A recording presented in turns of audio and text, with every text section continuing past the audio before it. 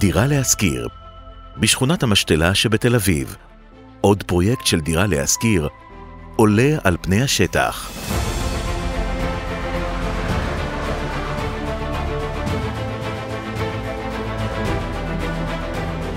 במגרש האחרון בשכונה, במיקום אטרקטיבי בלב אזור הביקוש, ובמרחק נגיעה ממתחם הספורט צהלה, בית הספר היסודי המתקדם והפארק השכונתי שובה הלב,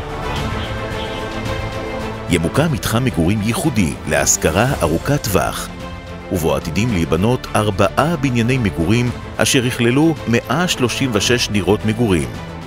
כל בניין בין 7 קומות, לובי מזמין וחניון תת-קרקעי לרווחת דיירי המתחם.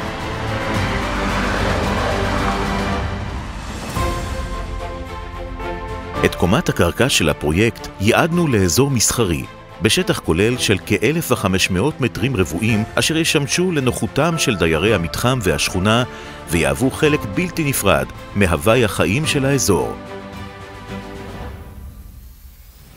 הפרויקט החדש שבשכונת המשתלה ממוקם בסמוך לצירי התנועה המרכזיים שבגוש דן, כביש 5, נתיבי איילון, כביש החוף ועוד. קרבתו אל אזורי התעסוקה הרבים של רמת החייל והרצליה פיתוח, כמו גם אל מתחמי הבילוי והפנאי הרבים שבסביבת המתחם, הופכים את פרויקט המגורים החדש שבשכונת המשתלה להשקעה אטרקטיבית במיוחד, הן ליזמים והן לדיירים העתידיים.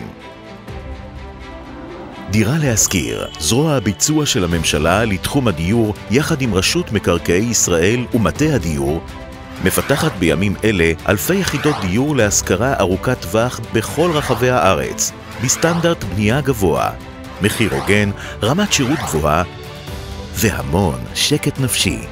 בחיפה, תל אביב, הרצליה, רמת השרון, ראשון לציון וירושלים.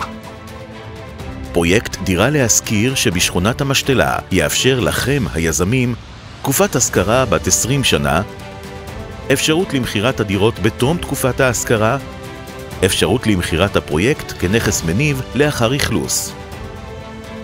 דירה להשכיר בשכונת המשתלה, מהפכת הדיור של ממשלת ישראל חוזרת לתל אביב.